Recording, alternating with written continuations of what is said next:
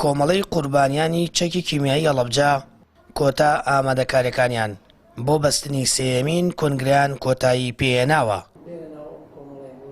سەرۆکی کۆمەڵەکەش دەڵێت هەر کەس هەڵبژێردرا لە هەر ڕەنگ و حیزبێک بێت لە داهاتوودا خزمەت بکات.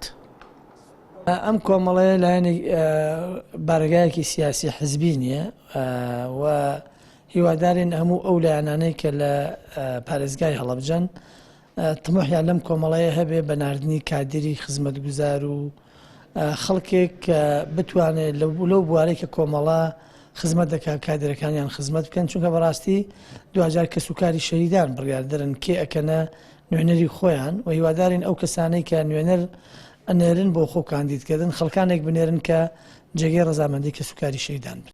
کەسوکار و بریندارانی چەکی کیمیایی هیوادارن هیچ لەمپەرێک بۆ ئەنجامدانی کۆنگرەی کۆمەڵەی قوربانیان نێتە پێش و هەر کەس سەرکەوتوو بوو بەردەوام بێت لە خزمەتکردن و هێنانەدی ئامانج و داواکاریەکانی بریندارانی چەکی کیمیایی و تاقانەکان و ونبووان و کەسوکاری شەهیدان.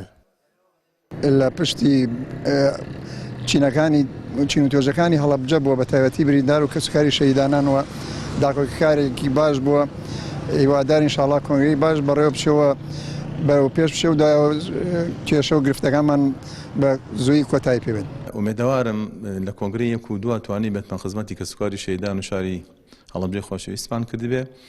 ئومێدەوارین بیشتوانین لە مۆلا وەک ئەوەی بەڕێزی دیشارەتی پێدا کۆمەڵە چۆن ئێستا ماشەڵای لێبێ هەمە ڕەنگی تایە هەمە حیزبەکانی تایە. ئومێدەوارین کۆنگرەی 1 و 2 چۆن سەرکەوتوو ئەم کۆنگرەی سێش ئەگەر لەمپەر لە بەردەمیان دروست نەکرێ بە هەمان ئاقاری کۆنگرەی 1 و 2 بڕوا کۆنگرێکی سەرکەوتوو بێتە نمونە لە بواری خزمەتکردن و تموحی خزمەتکردنی ئەو کەسێک کە هێتە ئێرە و کۆمەڵە بێتە کارگێڕی کۆمەڵە بێتە ئەندامی دەسەی باڵای کۆمەڵە نەک بە بەرژەوەندی حیزبی. بڕیارە 3 نۆی 2023 بە بەشداری زیاتر لە 1000 ئەندام کۆنگرەی سێیەمی کۆمەڵەی قوربانیانی کیمیایی باران بەڕێوە بچێت. سەرۆک و دەستەی باڵای نوێی کۆمەڵەکە هەڵدەبژێردرێتەوە. کۆمەڵەی قوربانیانی کیمیایی باران هەڵەبجە کۆمەڵەیەکی پیشەییە و کار لەسەر داخوازی و بەدی هێنانی ئامانجەکانی بریندارانی چەکی کیمیایی و دۆسەی مناڵەونبووەکان و کەسوکاری شەهیدان و تاقانەکان دەکات. لە دوای نەوڵی کۆمەڵەکەش بە سزاگاندنی و کۆمپانیا و وڵاتانەیە هاوکاری بەعسیان کردووە. سامان فەتاح، کەناڵی ئاسمانی پەیام، هەڵەبجە.